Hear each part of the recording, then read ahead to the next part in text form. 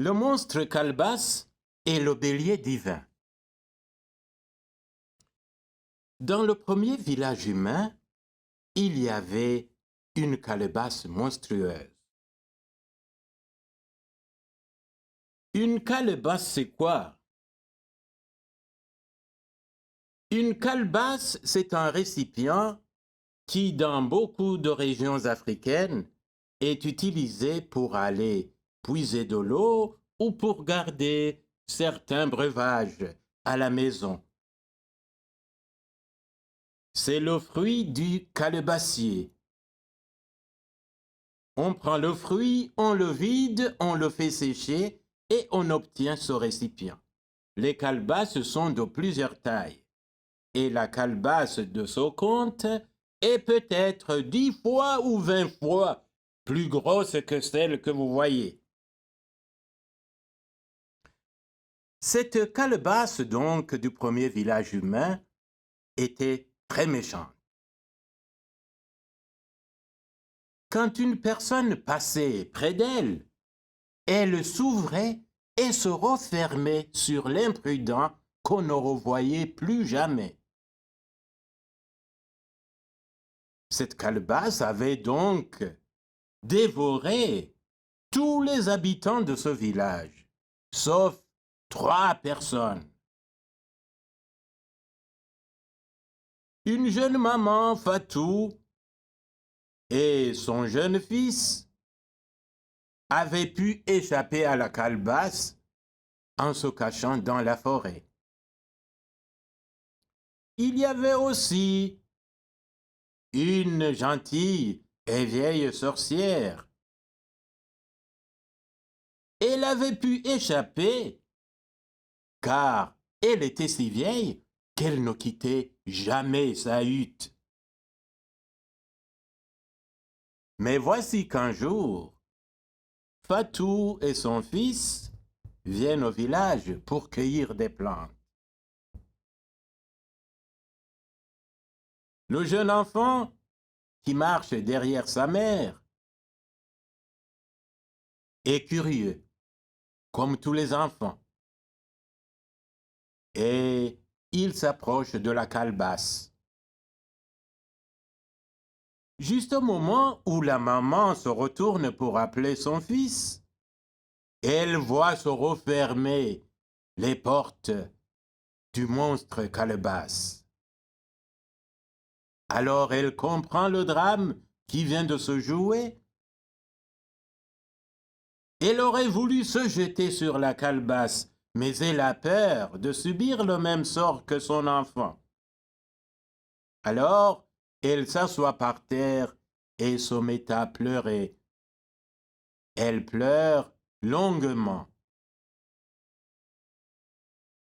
Quand elle est un peu calmée, elle se souvient que quelque part, dans une des cases du village, se trouve la gentille et vieille sorcière. Et elle décide d'aller demander son aide. Elle marche de case en case et finit par arriver à la case de la sorcière. Elle entre et raconte son histoire. Tu m'aideras à briser cette méchante calebasse, demande-t-elle à la vieille. Hélas, ma fille, je voudrais bien, mais je n'ai plus la force. Mais je connais quelqu'un qui pourrait t'aider. Je ferai tout pour sauver mon enfant, dit Fatou. Alors, écoute bien, dit la sorcière. Et elle dit à Fatou qu'elle devra marcher jusqu'au soleil couchant et qu'elle va trouver un gros rocher, puis qu'elle va le frotter avec du piment rouge. Et après, demande Fatou. Après, tu verras, ma fille, dit la sorcière. Alors Fatou se met en marche. Elle marche pendant de longues heures. Elle arrive enfin là où le soleil se couche. Elle trouve le gros rocher et le frotte avec du piment rouge. Alors on entend un énorme bruit et une ouverture apparaît dans le rocher. Fatou avance et voit un chemin qui va vers le centre de la terre. Fatou a peur, mais elle a le courage d'une mère. Et elle continue à avancer. Au bout d'un voyage interminable, elle arrive devant une case en or. Elle est très fatiguée, mais elle a la force de pousser la porte et d'entrer. Et qu'est-ce qu'elle voit là? Au centre de la case est assis un énorme bélier avec de grandes cornes couleur de feu et des yeux tout rouges. Qu'est-ce que tu viens faire ici, ô femme du pays d'en haut? Demande le bélier divin. C'est la vieille de mon village qui m'envoie, dit Fatou. Et elle se met à raconter l'histoire de la calebasse. Le bélier divin écoute attentivement, hoche la tête et dit à Fatou, grimpe sur mon dos. Fatou aurait voulu prendre le bélier par les cornes, mais elles sont trop chaudes. Alors elle s'agrippe comme elle peut sur le poil de l'animal. Le bélier remonte très vite à la surface. Fatou respire l'air frais avec espoir, tandis que le bélier galope vers le village. Bientôt, il arrive devant la case de la sorcière et dépose Fatou à terre.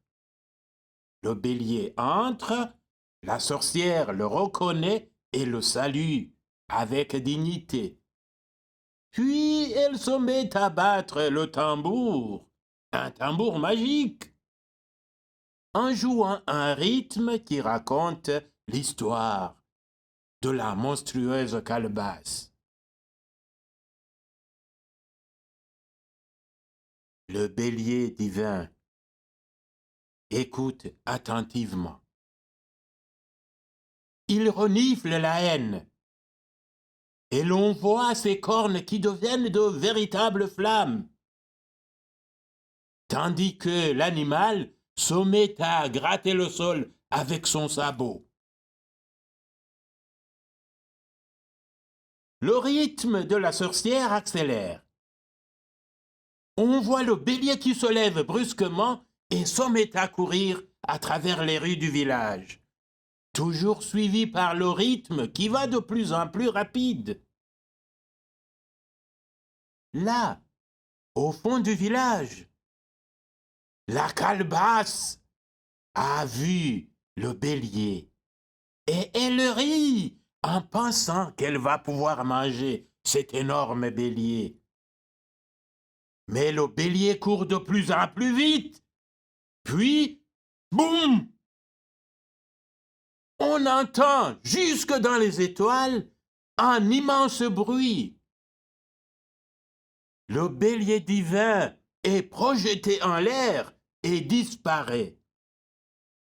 Mais là, sur le sol, l'énorme calebasse est brisée en 1000 morceaux. Alors, on voit toutes les personnes que la calebasse avait dévorées qui ressortent vivantes. Les individus qui étaient assis à l'endroit où les cornes en feu ont frappé sortent avec une peau toute noire, comme s'ils avaient été brûlés. Ceux qui étaient assis un peu plus loin sortent avec une peau un peu pâle. Et ceux qui étaient assis encore plus loin sortent avec une peau plus pâle. Et c'est comme cela qu'on explique l'origine des différentes races humaines.